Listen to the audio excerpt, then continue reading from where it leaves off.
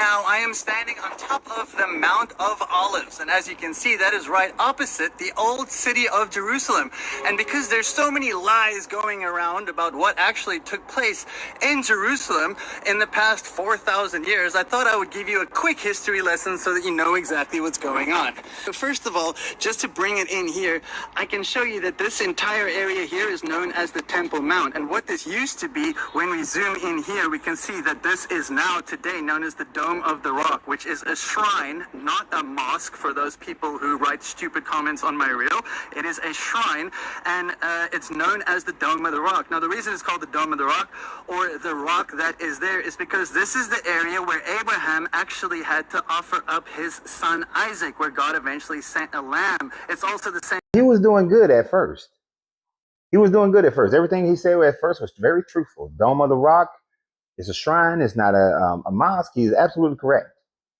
Then he messed up because he proclaimed that this is the actual rock and this is the place where Abraham had offered sacrifice of Isaac. But of course, according to the story, God had a lamb in the bush, a ram in the bush. Sorry. So he said lamb. That's what threw me off. But there's a ram in the bush. That's the basic mistake. No big deal. But when you read the Bible in Genesis, it talks about that Abraham walked towards towards the area of Mount Moriah. And within somewhere of Mount Moriah, not actually on the mount, but in the vicinity of Mount Moriah, which is in that vicinity, he committed to this sacrifice. That's not the exact spot.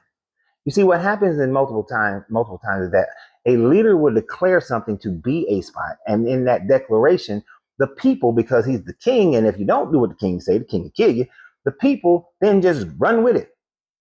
So you don't actually know the spot. You're taking a guess because, one, David is supposedly making this claim couple thousand years after the supposed event happened. So he's going to know the exact spot. Then I went through the Exodus. Egypt and Assyria and all these other people have been in this land. Well, the Syrians not so much yet, but the Hittites and everybody not been in this land. The Canaanites were running this land. So, but he's taking a guess, taking a good guess of where it might be. And that's all it really is. If he had said that David made the assumption or David chose, but to say that this is the spot, that in itself is a lie, because the Bible doesn't give you enough information to be able to determine where the exact spot was for him or for what he's about to say about Jacob's ladder and the vision supposedly that Jacob saw. But let's continue.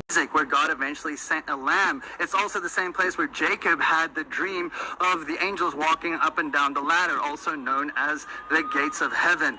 But what's so amazing is that this entire area known as the Temple Mount is literally the area where David bought from a person that owned it, which was known as a threshing floor, because David wanted to turn it into a house of God and a temple, because he specifically said, I want God to live in a house, because why do I live in a palace and God lives in a tent? So David actually brought in the Ark of the Covenant here, from here inwards into the Temple Mount area through the city of David, and then he wanted to build a temple. But then God told David specifically, I will not let you build it, but I will let your son build it, Solomon. So Solomon eventually built the first temple for God, which was absolutely amazing at around 1000 BC, or 900 BC. But what's incredible about this whole thing is that the first temple was... Now, this part I've always found interesting because it displays the personality of this God and how his ego can't handle things. So David is living in a palace. David knows that the Ark of the Covenant, or the house of this God, because what we know from reading the Bible and from looking at cultures of that day, that they believed that their gods needed a place to live.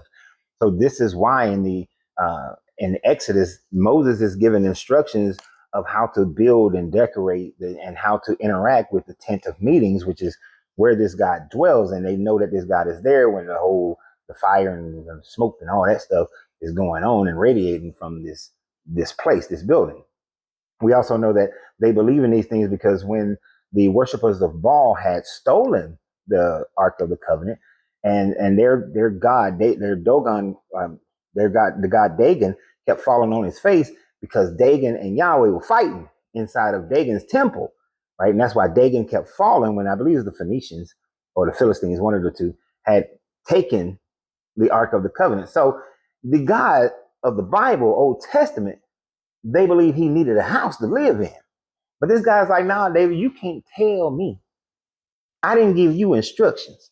So don't you go making up your mind of what you gonna do. I'm gonna tell you what I'm gonna do. So you can't build it because you ain't the boss of me, David. So, but I'm gonna let your son build it because it is a good idea, David. Because how are you living in this nice fancy palace, and I'm still living in tents like we still nomadic back in the days of Moses? You know, that was a couple thousand years ago. We're not doing well, a couple hundred years ago. We're not doing all that. Mm-mm. You get a temple, I get a temple. You get a castle, I get a castle. That shows the envious nature of this God, but it also shows how childlike this God is. That I can't let the person with the good idea do it. I gotta figure out how I'm the one decreeing it. And then, as a matter of fact, I'm gonna tell Solomon exactly how I want this house built. How the holy is gonna be built, how the inner sanctum is gonna be built. Well, that's the same thing. How that's gonna be, the outer sanctum is gonna be built, the landscaping, the type of material. Gonna get Hiram Abiff. I've heard good things about him. I've heard very good things about this Hiram Abiff guy. Go get him to be the chief architect to design and put the people to work on this thing. All my Masonic brothers understand that. And let's get them.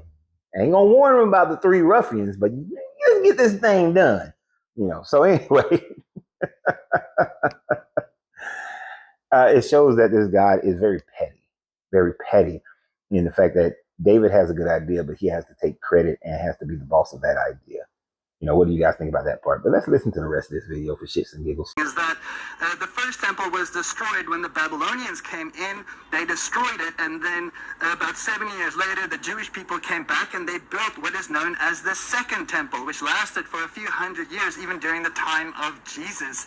And then we know that after 70 AD, the Romans came in, they destroyed the temple, and then for many years there was nothing here. But then after the birth of Islam, which only happened after 500 AD, because obviously Islam didn't exist before, they came in and then they built it. You lying ass liar.